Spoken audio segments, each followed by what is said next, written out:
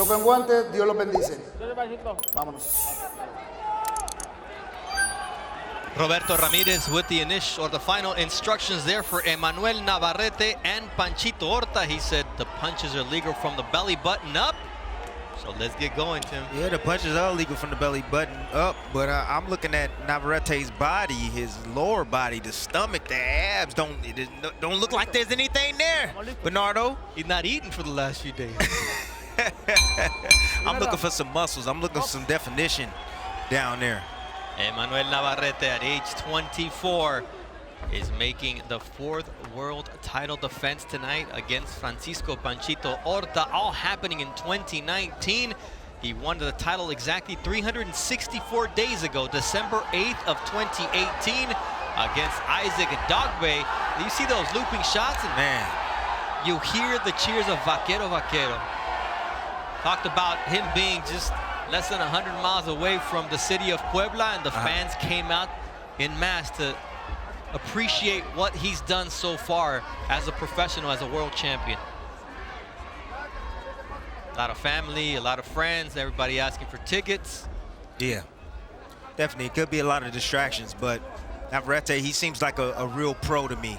You know, he adjusted well in LA, you know, in his first title defense. Then I seen him again, and he adjusted very well when he was out in Vegas, and he handled his business, and I think he's gonna handle his business tonight. Navarrete, he's a slow starter. You know, he'll take a good look at you. He'll use his jab at range, and then occasionally he'll test you. He'll come around with the left hook, leaping left hook, or overhand looping overhand right. But right now, he's just having a look at Horta right now. It's not pretty. You know, there's no, you're not gonna teach your kids how to fight watching Navarrete. No, you're not. But he can finish, and that's something that even he can't explain. He says, I know it's not pretty, I understand that, but it works for me. But that's what makes him very hard to fight. He's very unorthodox. You know, he's very awkwardly clever, some would say. Just to put things into perspective, having Belinda singing the national anthem is pretty impressive. She's a big pop star in Mexico. Oh, really? Yeah, so Navarrete should be very happy that he's at that level when he fights in Mexico. There's Navarrete right there. He's switched southpaw just for a moment. Landed a nice combination as Horta backed up against the ropes. It was really effective switching southpaw. That's a new wrinkle in the game. I mean, we've seen it, but it really worked for him early on in this fight. No, he can fight from any position. He could be squared up and shoot a bomb. It doesn't matter. It doesn't matter where he's at. He's just looking to land. And you mentioned it. A lot of fighters, they'll mention the fact that at fighter meetings, they'll say, man, I'd rather fight a guy that just 1-2, come forward, very orthodox, right, easy to time, as opposed to this type of fighter where you don't know where the punch was coming from. And you face someone like that at Manny Pacquiao. Yeah, very awkward. Very awkward style. Manny Pacquiao, he does have a lot more form than Navarrete does. But just the punch angles and the speed. Yes. Round one is in the books here for Emanuel Navarrete's title defense. Again, better sparring partners, and that's what he got. Sparring Carlos Ornelas and Edivaldo Ortega right on the border here with California.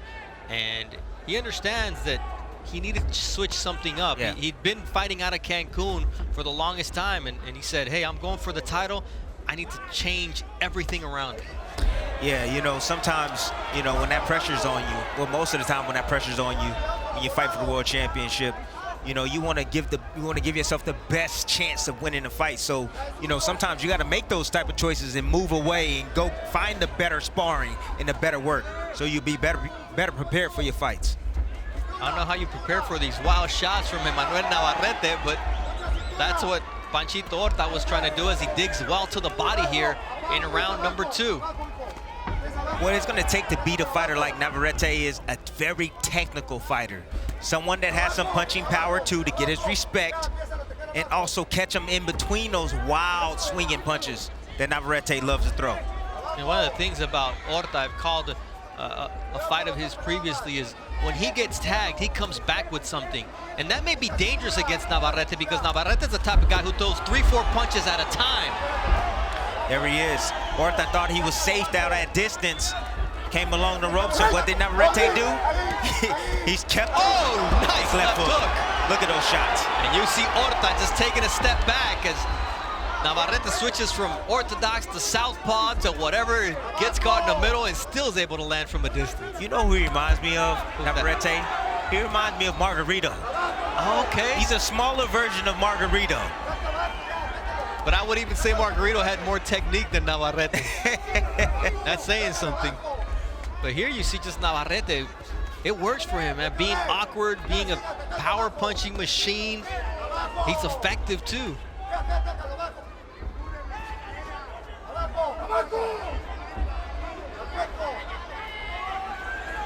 It's like having an ugly car that's all beat up on the outside, but you got a, 354 cubic engine in there that just runs other people down on the street, And right, he's a sleeper. Exactly. See the hooks coming in from the right and left hand of Navarrete. He's got his opponent pinned on the ropes, and that's the last place you want to be against Emanuel Navarrete. But look how those punches, they're coming from odd angles. They're coming around the outside, then up the middle, then back around the outside, then straight. Navarrete, he throws punches at the oddest angles. It's not Manny Pacquiao style, but it's his way of doing things. He got caught coming in because he was leaping in, but Horta not able to do much against Emanuel Navarrete, who just keeps throwing punches and bunches here as round 2 of the scheduled 12-round fight comes to a conclusion. Here's Navarrete, he's attacking. You see, from any position, he's missing wildly right there. Picked up his hands and blocked a couple of shots, but there's a nice little short uppercut in the inside. As Horta backs up against the rope, you see Navarrete still throwing punches, leaping punches, right hands, coming from very odd angles. And there you saw him getting caught when he lunged in, but then he put his man in the corner, and they call him the cowboy. Well, he rode him like a cowboy all the way to that corner. Right. Well, Navarrete, he doesn't have to worry too much. I mean, Horta, 10 knockouts, 20 fights. He has suspect power, but not, I would say, respectable power. Let's take a look at the total punches so far. 135 thrown in 2 rounds. He's already landed 42 punches. Most of those power punches at a 31% clip compared to just 12 out of 50 for his opponent, Panchito Horta, who once again gets backed up. And this time, Navarrete didn't follow him into the corner, but Navarrete is just tough to fight, tough to figure out. Nice body shot there with the right hook from Emanuel Navarrete. They're asking Horta to close his guard, to keep his hands up. But at some point, he's got to let him go, and that's where Navarrete is going to make him pay. Yep, Horta's a tall fighter. He's going to keep those hands up. Navarrete is going to come around with body shots, and then he's going to lift him up with uppercuts. He's going to split the guards of Horta. Navarrete makes a lot of mistakes, including stepping straight back, and he got caught by Horta with the right hook there. But he also makes him miss plenty of times. Left hook from Navarrete trying to set up a power shot. Man, you hear those shots, don't you, Bernardo? 100%. You can hear them. Those are heavy shots coming from Navarrete. Don't compare him to Margarito in that way. You hear the Vaquero chants from his hometown fans there in Mexico. Wants to put on a show for them, and so far, he's doing a good job.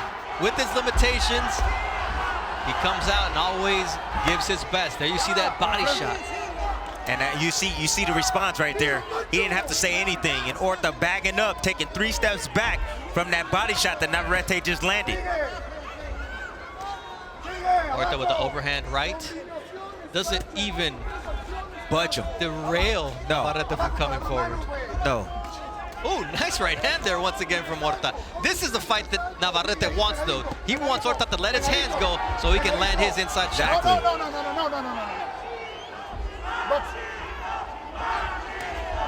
Now Panchito getting some love from the fans. Oh, nice right hand to follow that combination from Emanuel Navarrete. You know, the shots are just really heavy coming from Navarrete. It's almost like going into a gunfight. If I was Horta, you know, Horta has a BB gun. Navarrete, he got a 40. He got a 40 caliber, man. And he knows how to make it pop as he does there with the right and left hook combination to close out this third round of a scheduled 12th round fight. And we talk about nice uppercut right there by Navarrete, catching Horta as he leans forward, trying to get inside to work him to the body. But it's been all Navarrete every single round, dominating from the outside, from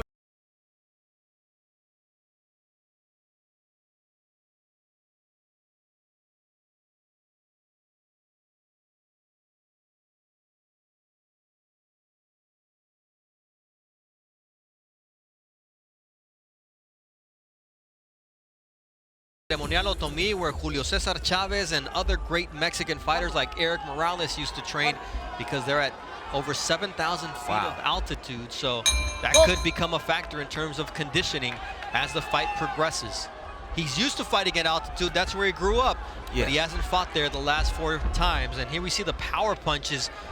143 thrown, 60 landed at a 42% clip. And he's basically he's landed 6 less than his opponent is thrown in terms of power punches. That just goes to show you, as we have a headbutt here.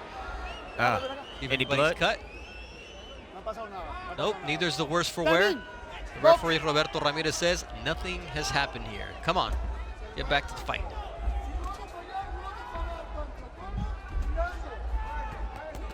Good jab, and that establishes a flurry of punches from Emanuel Navarrete. Big left hook from the fighter from Mexico City. You can tell Navarrete right now, he's going for it.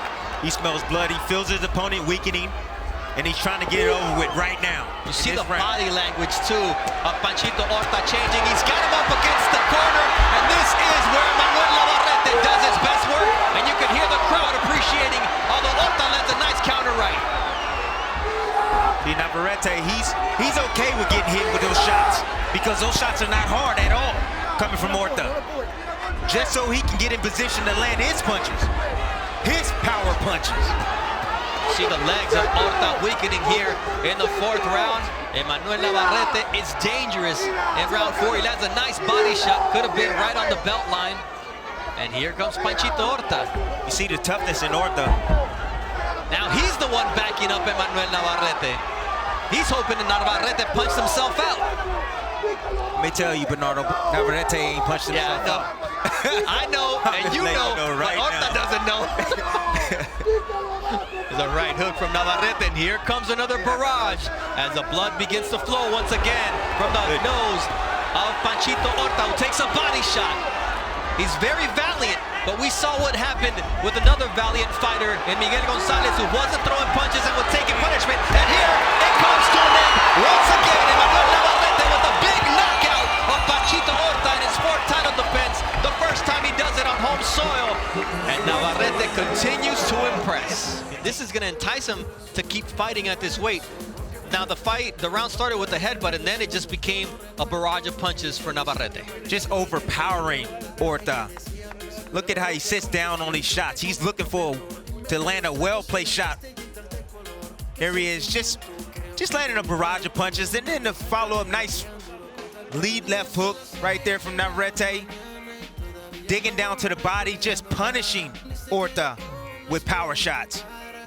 And it was the body shot that prompted Roberto Ramirez Jr. to stop the fight, because that's the wince that he saw on the face of Francisco Horta when he landed that right hook to the body. And here we take a look at the punch stats, and overall Navarrete landed 36% of his 317 total punches. 20 of those were body shots, including that big right at the end, and he landed 46% of his 224 power shots, 102 in total. Let's end it up for the time with Thomas Triber. Y 9 segundos del cuarto asalto. Ladies and gentlemen, the time, 2 minutes 9 seconds of round number 4. El ganador por knockout técnico. You're winner by the way of technical knockout. Y aún el campeón and still world champion. Emanuel, el Vaquero, Navarrete.